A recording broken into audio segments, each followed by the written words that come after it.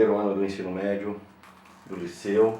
Nós vamos fazer uma retomada do assunto na página 50, onde nós paramos em resultante vetorial. Uma retomada, rapidinho, num primeiro caso, quando a gente tem dois vetores, vetor A, vetor B no mesmo sentido, a gente somava suas intensidades, né? Para fazer a regrinha do polígono, ou seja, um vetor na frente do outro.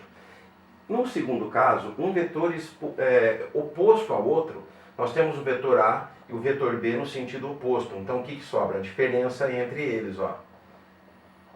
Então quando a gente tem vetor no mesmo sentido, soma as suas intensidades ou seus módulos. Quando a gente tem vetores em sentidos opostos, a gente subtrai as suas intensidades ou seus módulos. E o terceiro caso, quando a gente tem uma perpendicularidade, ó. Quando a gente tem um ângulo de 90 graus, perpendicular, ortogonal ou 90 graus, mesmo significado, também conhecido como ângulo reto. A gente faria o polígono, né? Copiaria o vetor A, na frente do vetor a gente liga o B como ele é, para horizontal para a direita, iniciamos a construção da figura aqui, terminamos aqui, teremos quem? O resultante. Esse resultante, no ângulo reto de A com B, ó, formaria um triângulo retângulo pitagórico, né? Um cateto, outro cateto, a hipotenusa. Então a gente usava Pitágoras, hipotenusa ao quadrado, primeiro cateto ao quadrado, mais o segundo cateto ao quadrado. Depois a gente faz o quê? Tira a raiz quadrada de tudo isso, né? Para achar o valor do R. Ok? Nós tínhamos parado aí na última aula. Então hoje a gente vai ver a decomposição de forças, também conhecida como decomposição de vetores. Decomposição de forças ou vetores. Por que força? Porque força é a nossa grandeza vetorial da física, que a gente vai usar muito. Então força vai ser representada por um vetor. Tá? Então vamos aprender isso agora para fazer o exercício que estava faltando, pessoal. Então vamos lá. O que é uma decomposição de forças ou de vetores? É só você pegar um vetor inclinado, que seria uma hipotenusa. Então, portanto, esse vetor inclinado, quando a gente fala em decompor, ou seja, a gente vai dividir esse vetor em duas partes. Ele é inclinado para cima e para a direita.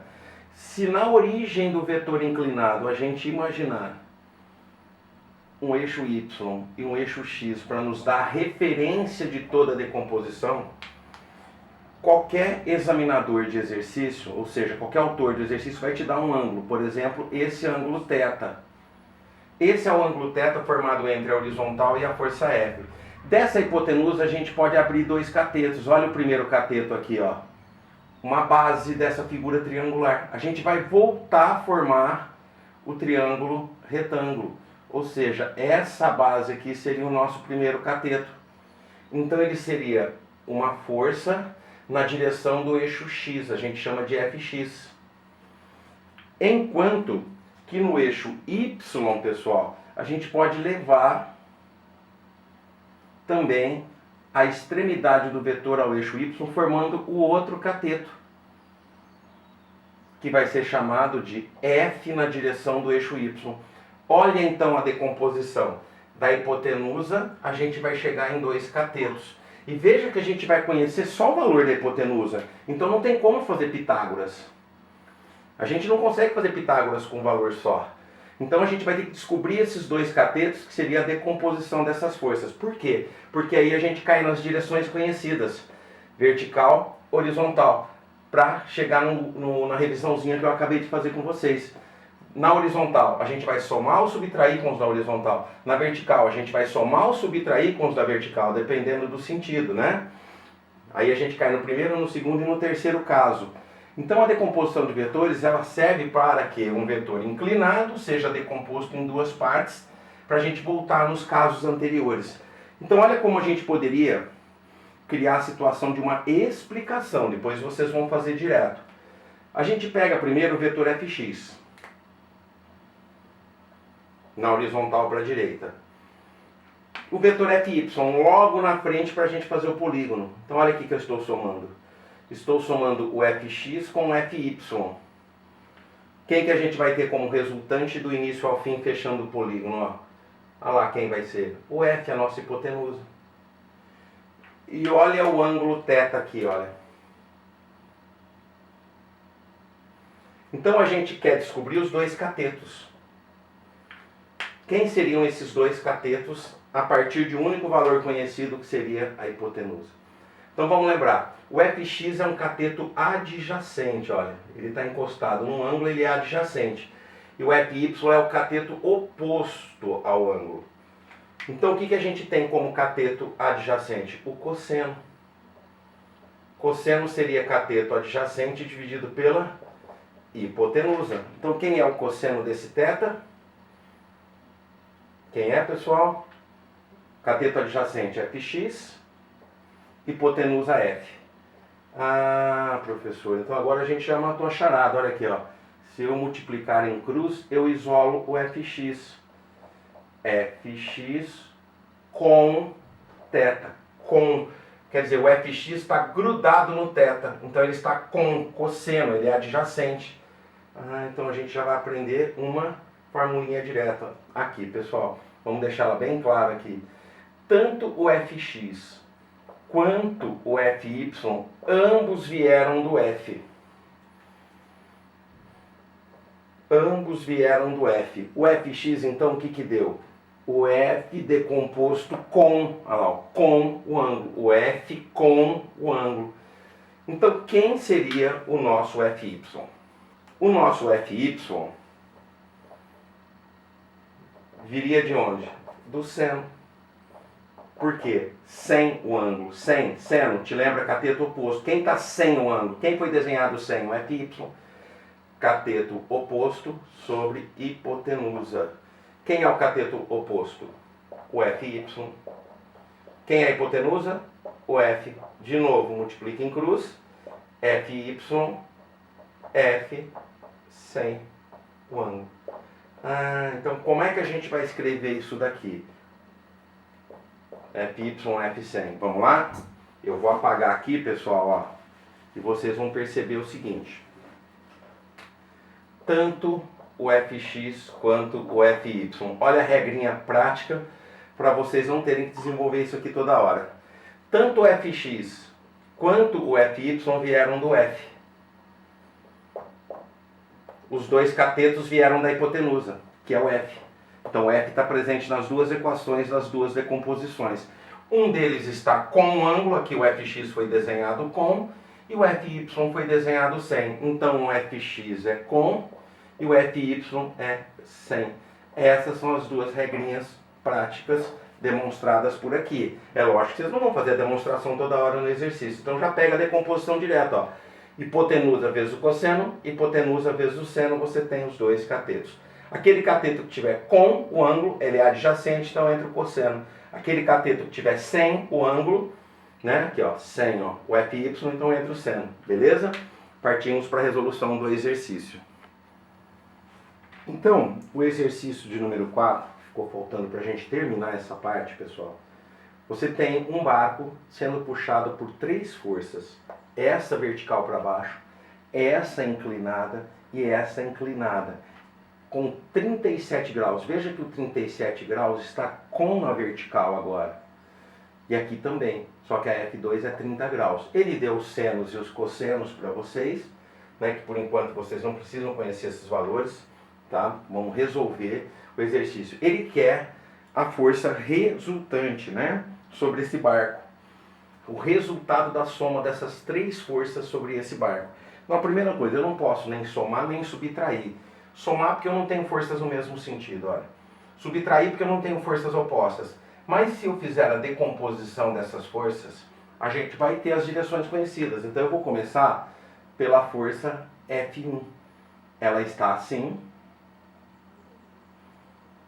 formando um ângulo de 37 graus com a vertical.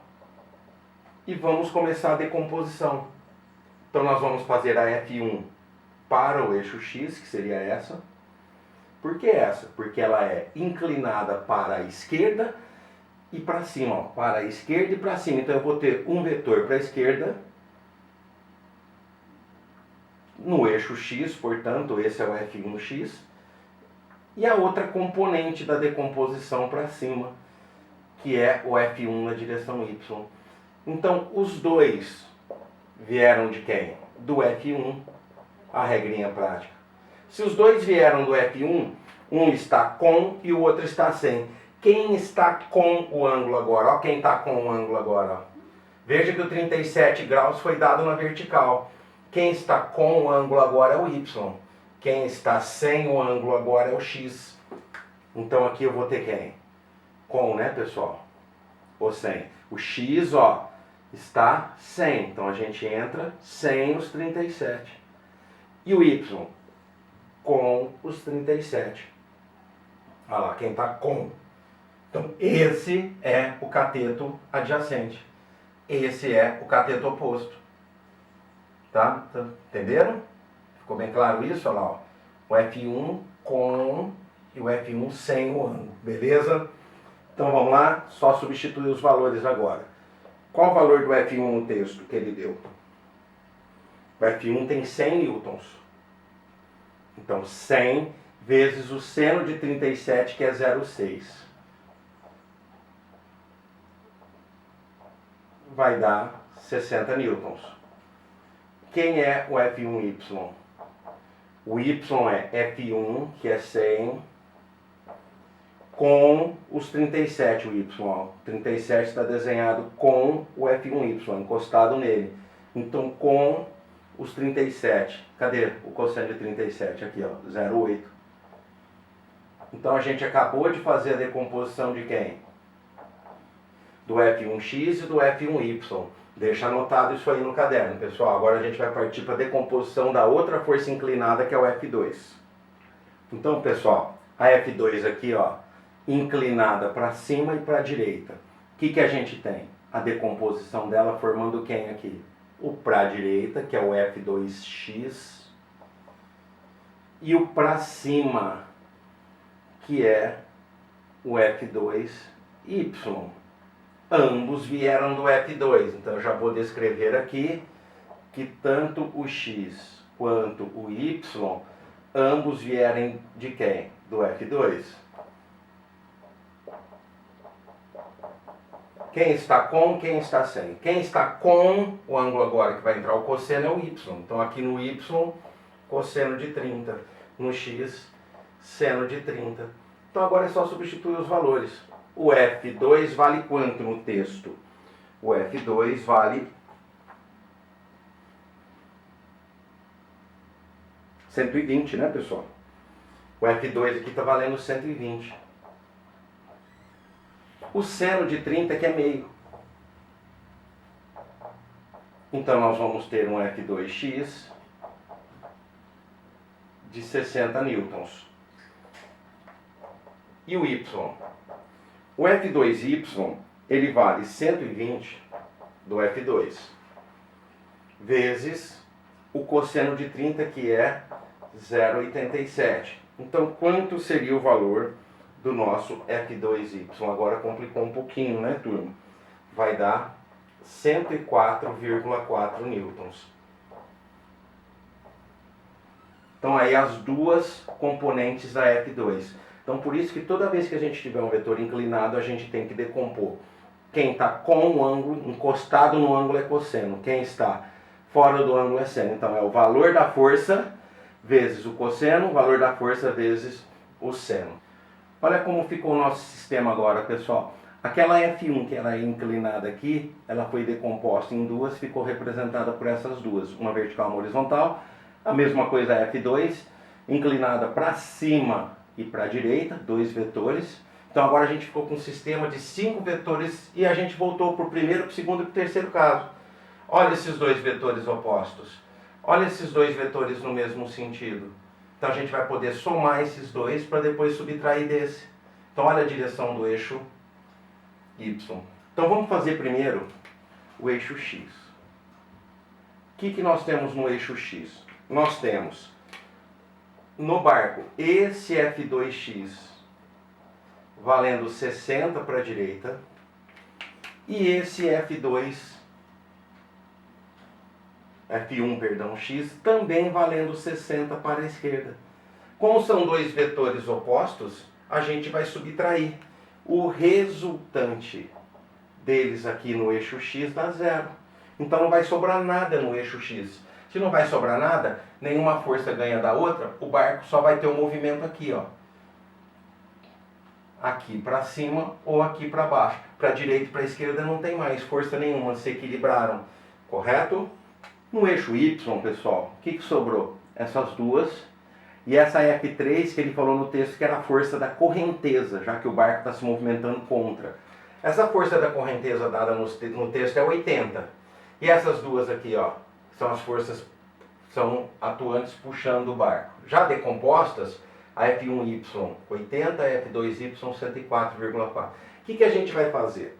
É simples, esses dois vetores estão no mesmo sentido. Soma 184,4. E esse está no sentido oposto, subtrai. Então como fica a força resultante no eixo Y? Ficaria 104,4 mais 80 e menos esse 80.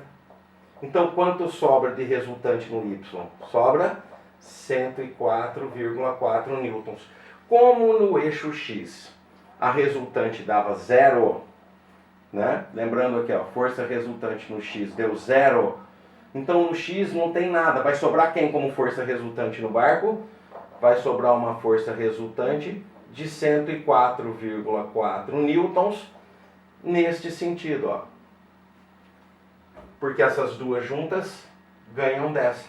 As duas juntas ficam maiores do que essa, então nós vamos ter uma resultante nesse valor para cima. Correto, pessoal? Um abraço, tudo de bom. Até a gente conseguir retomar